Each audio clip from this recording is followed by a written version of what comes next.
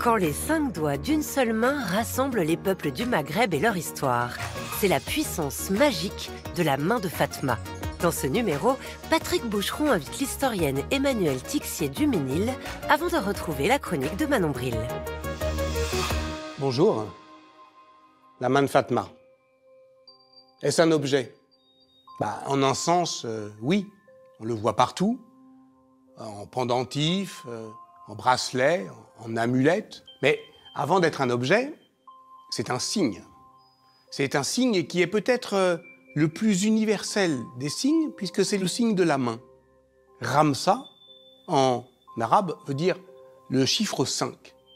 5 comme les 5 doigts de la main, mais aussi comme les 5 piliers de l'islam. C'est l'interprétation de ce signe magique qui devient religieux avec l'islam. Mais l'islam, c'est comme toutes les religions. Elle n'invente rien, elle recouvre. Elle recouvre un objet ancien d'un signe nouveau. La Ramsa est un signe de reconnaissance, mais reconnaissance de quoi? D'une religion, d'une appartenance, d'un pays d'origine? Le Maghreb, entre colonisation, décolonisation, immigration, propose des réinterprétations permanentes de ce signe. Et pour en faire l'histoire, nous avons choisi une historienne de l'Andalousie médiévale, Emmanuelle Tixier, qui est attentive aux soubresauts de la mémoire et aux porosités des identités culturelles.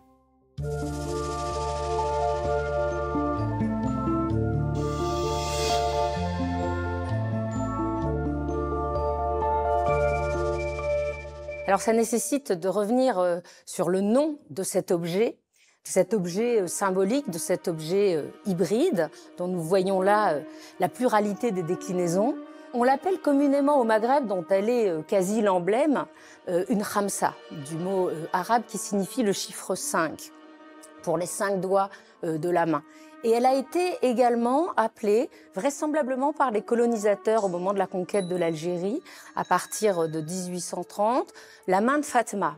D'une façon un peu méprisante, c'est ainsi qu'étaient appelées les femmes indigènes qui portaient très fréquemment cette amulette bijou. La khamsa, elle est attestée massivement dans la documentation photographique qui a été accumulée à la période coloniale. Alors bien sûr, c'est toujours une mise en scène, et une mise en scène de ce qui constitue aussi les fantasmes de l'Occident. Mais ces photos ont aussi pour but de classifier les peuples de l'Empire, de les inventorier.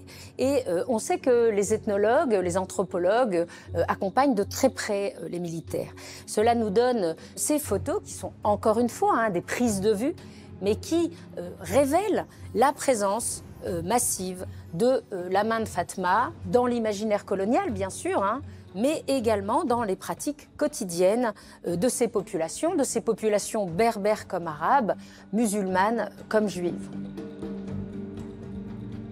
La khamsa, telle que nous la connaissons, on peut en attester l'existence au Moyen-Âge, notamment en Al-Andalus, en Espagne musulmane. Et on sait que c'est une khamsa qui ornait la porte de la justice dans le palais de l'Alhambra, un palais qui a été à Grenade construit au XIVe siècle. Cette main de Fatma est une main de défense, c'est une main qui a pour but de repousser le mal qui est très souvent personnifié par le mauvais œil, qui est parfois figuré au centre de la khamsa. Il représente tout le mal de façon assez indéfinie, de l'envie, la jalousie, jusqu'à l'hostilité la plus manifeste. Et le paradoxe de cette main de Fatma, c'est d'absorber en quelque sorte le mauvais œil pour mieux le capter, pour mieux le neutraliser. Dans l'histoire des croyances, la frontière entre magie et religion est très poreuse et on a là très clairement un objet anti-islamique, pré-islamique, qui a ensuite été revêtu de sens monothéiste.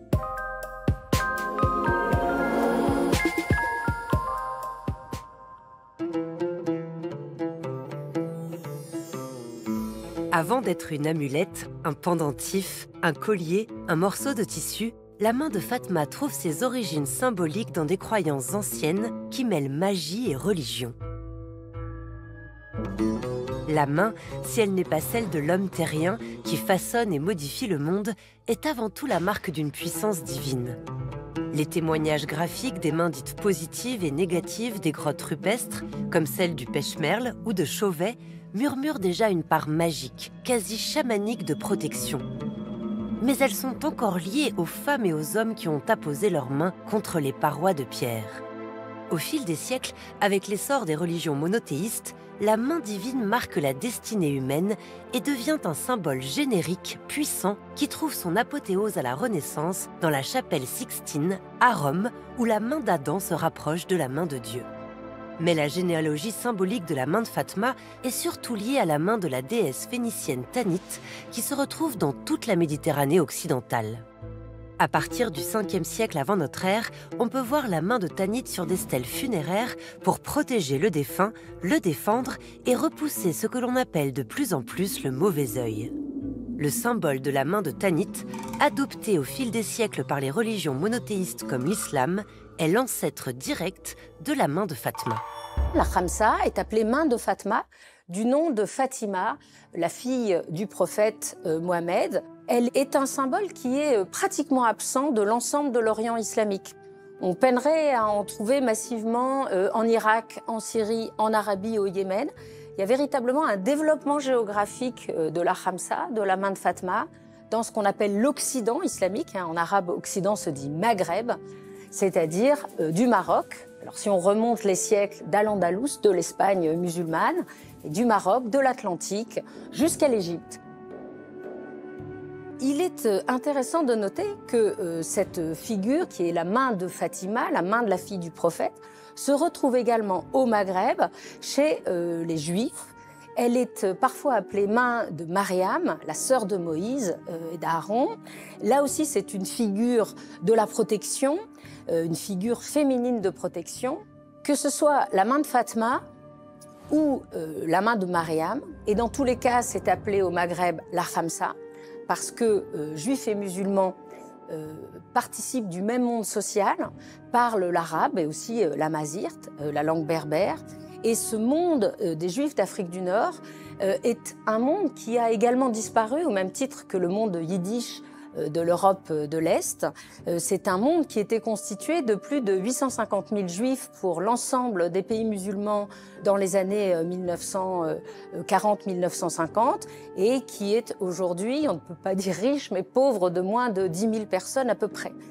C'est évidemment dû au soubresaut de l'histoire, la création de l'État d'Israël, la décolonisation, les guerres israélo-arabes.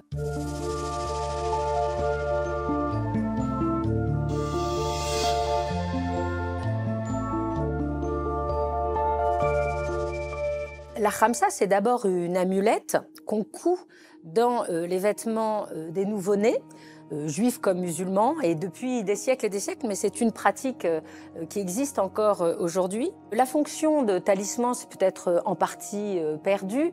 C'est davantage maintenant un bijou dont on peut voir toutes les déclinaisons. C'est une façon aussi pour les femmes d'avoir une masse d'or ou d'argent qui très souvent constituait la dot. On voit sur ces magnifiques photos qui représentent les Juifs du Maroc dans les années 1930, on voit que très souvent les jeunes filles portent des bijoux très lourds en or et en argent, parfois des mains de Fatma, et c'est la dot de la jeune fille.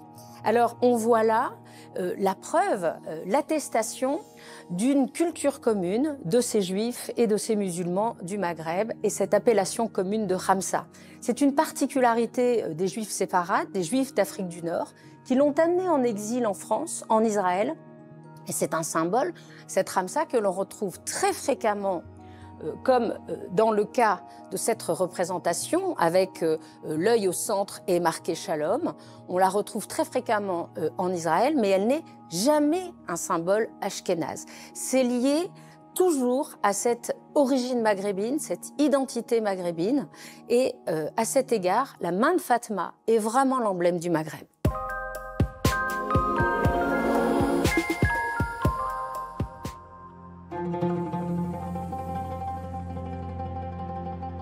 Symbole du Maghreb, la main de Fatma est traversée par une histoire symbolique. Présente dans la culture juive, elle trouve cependant de nombreuses interprétations dans la culture musulmane. Assemblés, les 5 doigts peuvent former en arabe le nom de Dieu, Allah.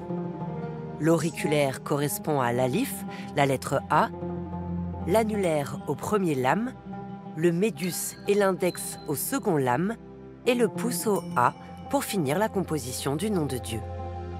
Mais les 5 doigts peuvent aussi représenter les 5 piliers de l'islam: la foi, le jeûne, le pèlerinage, la prière et l'aumône légale. On peut aussi y voir le décompte des 5 prières quotidiennes de l'aube au coucher du soleil: Fajr, Dor, Asr, Maghreb et Isha. Dans l'islam chiite, on peut compter les symboles autrement et dire que les 5 doigts symbolisent les 5 membres de la maison du prophète, les gens de la maison, Al-Aybayt en arabe. Ainsi, au bout des doigts, on pourrait compter Muhammad, sa fille Fatima, son mari Ali et leurs 2 fils, Hassan et Hussein. Derrière le chiffre 5 se cachent de nombreuses interprétations qui nous parlent autant d'un symbole que d'un objet, que l'on traduit, que l'on peut interpréter différemment en fonction des cultures. C'est cette lente porosité des signes et des interprétations qui permet à un symbole comme la main de Fatma de passer le temps, de traverser les espaces et d'être constamment réapproprié jusqu'à nos jours.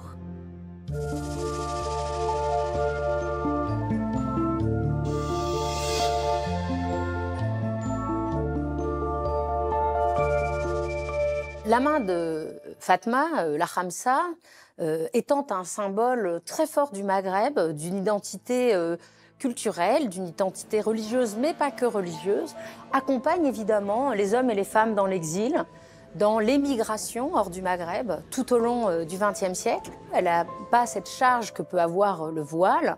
La khamsa est également extrêmement critiquée par les rigoristes religieux, par notamment les salafistes, qui considèrent qu'il s'agit là de superstition, puisque seul Dieu protège, et que c'est shirk, c'est-à-dire de l'idolâtrie, que d'attribuer de la puissance divine, même une parcelle, à un objet.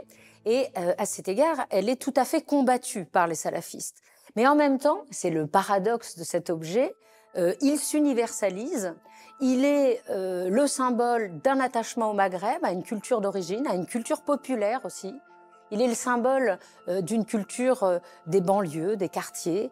Elle est aussi, cette khamsa, le symbole d'une ouverture culturelle, puisqu'elle est portée très au-delà des descendants des gens venus en immigration du Maghreb, par tous ceux qui considèrent que ce bijou, par sa stylisation, par ce qu'il représente, est aussi un des symboles de l'antiracisme, la volonté de ne pas se clore dans une identité sclérosée.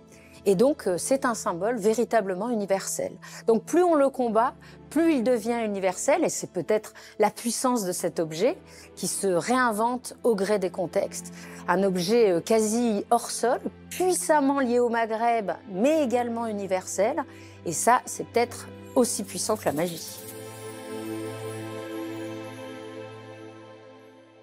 Et maintenant, Manon Bril déjoue la frontière entre histoire et culture populaire.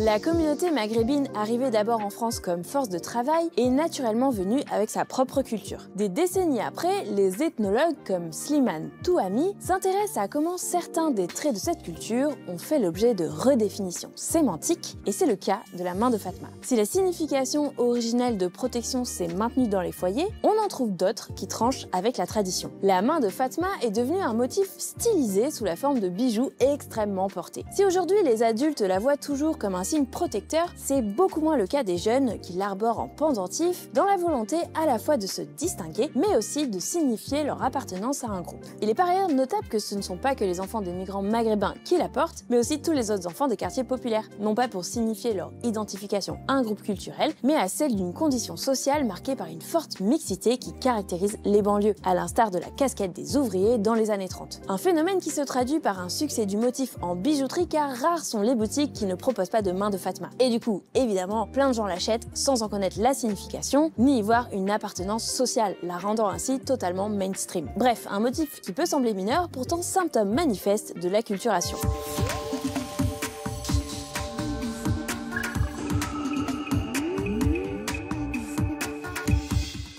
Franchement, ça fait du bien, non, quand on ne se laisse pas enfermer dans une conception étriquée de l'identité.